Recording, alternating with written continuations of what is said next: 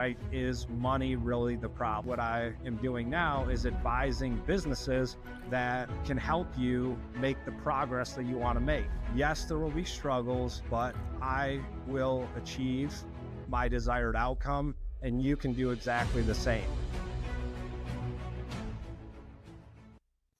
Hey, everybody. Welcome to the first ever Brick of the Week live event on LinkedIn.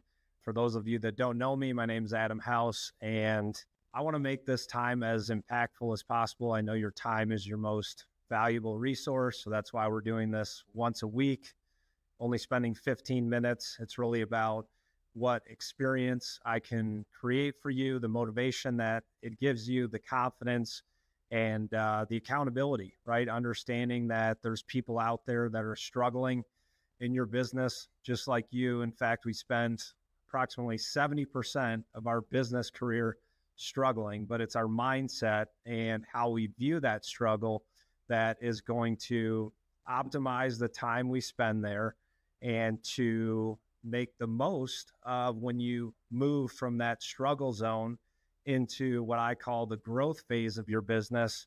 You're amped up, you're ready, you've got the motivation, you've got the confidence, you've made some good decisions, bad decisions, but those decisions create action, and that action is going to give you feedback, which will help you make better decisions as you continue to progress in your entrepreneurial journey. So I just got back from Florida, so if I look like I got some sun, it's not from being in Minnesota. It's freezing cold here, although I do have a nice view of the lake, and I'm an ice bath, cold plunge kind of guy, so it's very tempting for me to go jump in the lake, but I have a feeling it's a lot colder than the cold plunge that I'm hitting. So I'm resisting that now, but if you see me on the news, that may be something that happens down the road. So I want to talk to you about the different adversity that you can face when you're starting a business. A lot of people think that money and capital is a reason why you're struggling out of the gate. And let's just be honest, it's because you don't know what you're doing. So you're trying to figure it out. So this is a reason for me that I always start a business with as little capital as possible. In fact, if I could show you right now, I am literally sitting on a wooden stool. So I just moved into a new podcast studio, and I was joking around saying a chair is earned. It's not given. So I didn't bring my chair Friday, but now I forgot it's Saturday, Sunday. I've had 4 coaching calls today. I was on podcast earlier, and I'm sitting on a wood stool for about 6 hours. So I will be paying for that tomorrow. But the point is, starting a business with as little capital as possible is whatever decision you make is going to take your business in a direction, right? And the more money you spend, the more it's going to magnify the decision you made. So I try to make as many decisions as I can early on, and doing it with as little capital as possible keeps me from bankrupting the business, bankrupting myself, but I get so much information from those decisions. So if you're out there and you're thinking that capital is an issue, of course you need money to start a business, you need money to run a business, but think about, is money really the problem? Is it your product? Because if you have a good product, people will find you. And the question is, do they know how to find you? So it could be a product problem, it could be a sales problem, it could be a marketing problem, or it could be you. You could be the one that's a problem because you're not able to get the right people to come work with you. You're not able to build the right team. You don't have the right knowledge or skill set. You can't be good at everything. You may be a good engineer to build product. You may be a good salesman. You may be a good marketer, but you're not going to be all those things. So you have to build a good team around you. So the first thing is understanding why your business is struggling. The second is, what is the reason that you're not building the right team or customers aren't buying your product? Money does not lead, it follows. So if you have a good product, people will buy it. If you have a good business, investors will want to join and follow your vision. If you're casting the right vision, your team will be easy to build. People want to be led. They want to follow and solve big problems. So just growing through that adversity and having the right mindset is what's going to help you optimize your time in the struggle zone. And so I was at the gym this morning and just kind of giving you an example. If you go to the gym, take a minute and look around you, right? 80% of the people are overweight, not being judgmental or narrow-minded, but you see people just in the gym doing the same things over and over again, expecting to achieve a different result. Well, that's the definition of insanity. So humans are creatures of habit.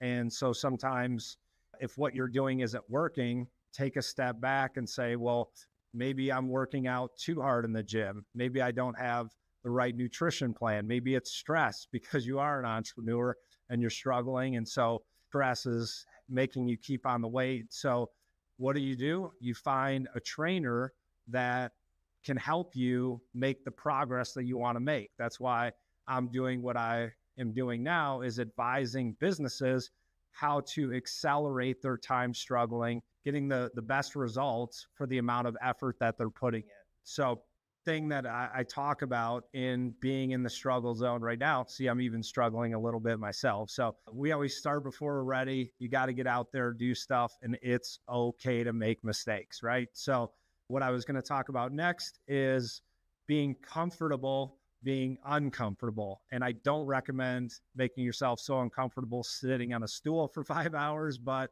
just getting comfortable. If you're not uncomfortable, you're not growing, you're not challenging yourself, you're not competing against your competition. There's always going to be a better product that you're trying to displace, or maybe it's pricing or value, whatever it is, just creating a mindset, knowing that every time you're uncomfortable, it's an opportunity for you to grow.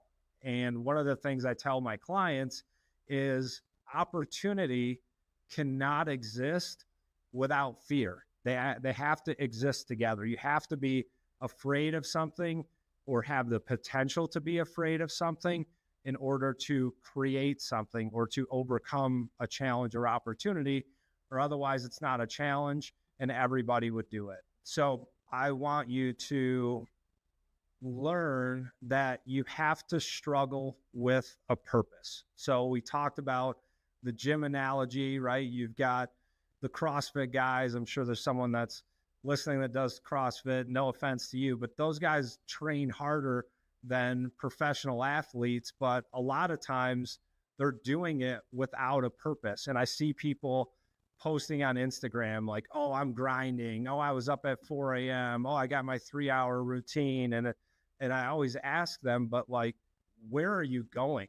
Have you set a vision for yourself over the next 3 years? So when I'm coaching businesses and clients or advising businesses, I always start with the end in mind. So if you want to exit your business in 3 years for $100 million, then let's write $100 million on the whiteboard, work backwards, and engineer how to get there. I'm literally looking at my whiteboard over here and mapping out where I want my business to go, where it is now, how am I going to get there, and what do I need to do to make it happen? And I know if I do all of those things, yes, there will be struggles, but I will achieve my desired outcome, and you can do exactly the same. So you're out there, you're an entrepreneur, you're working a lot of hours, you're struggling, you're thinking about the finances. I want you to know I've been there many times over the last 25 years, and I'm not going to go through my resume because I promised myself I would not be the guy at the football game 20 years later wearing my varsity football jacket, still holding on to what I did in the past. So what we're really focused on is the future and where we're taking our companies and where we're helping our clients go and what they want to achieve. So some practical things for you is to think about, what are you struggling with? It's okay to admit that you have challenges in the business. Again, if you're not facing challenge, then you're not pursuing opportunity and your business is not growing, right? And then you want to ask yourself the right questions, because it's not about having the right answers. Typically, wherever you are in your business, you probably don't have all the right answers. So asking the right questions. Is it my product? Is it my sales team? Is it the marketing team? Is it me? Why can't I attract the right talent? Asking yourself those questions is way more important than having all of the right answers. Second thing is, again, getting comfortable being uncomfortable. And the third is to struggle with a purpose. So set that, whether it's 18, 24, 36 months. Over my career, I've always kind of seen this 24-month process of when I decide to build a strong foundation, what needs to be done, what does my financial model look like, what's my business plan look like. Yes, a lot of you probably haven't even wrote a business plan, but if you have, it's sitting in a drawer over here because you're too busy working in the business instead of on the business. So take a weekend, get that business plan out, start to work through it, thinking about what you should be doing, how you should be doing it, where you are now, where you want to go. And then the third tying into that is, what is that 24-month place that you want to be? If it's a dollar amount you want to exit for, I was talking to a client today that we're advising businesses to run their business as if they were selling it tomorrow. We call it exit ready, right? And if you think about when a business is acquired, it's acquired on a multiple of either revenue, earnings, number of clients, recurring revenue. And if you sell for 8 to 10 times, or I sold a business for 20 times revenue, you're going to be valued based on that multiple. And so if you're spending $1 in the wrong direction, that's minus $20. If it's in the right direction, it's plus 20. So it really affects your decision making to make sure that you're doing all the right things every day for a long period of time. That's what the compound effect is. So I appreciate you hopping on here. This is our first brick of the week. Drop some comments below. Tell me what adversities you're facing. I'll jump in, give you some ideas, give you some advice. Know that every business spends 70% of their time in the struggle zone, but it's finding people that can help you optimize it and accelerate or shorten your time in it. So when the accelerated growth happens, you're ready for that hockey stick growth that we all see on the charts and want our businesses to do, but we're trying to figure out how to get there. So looking forward to seeing you next week.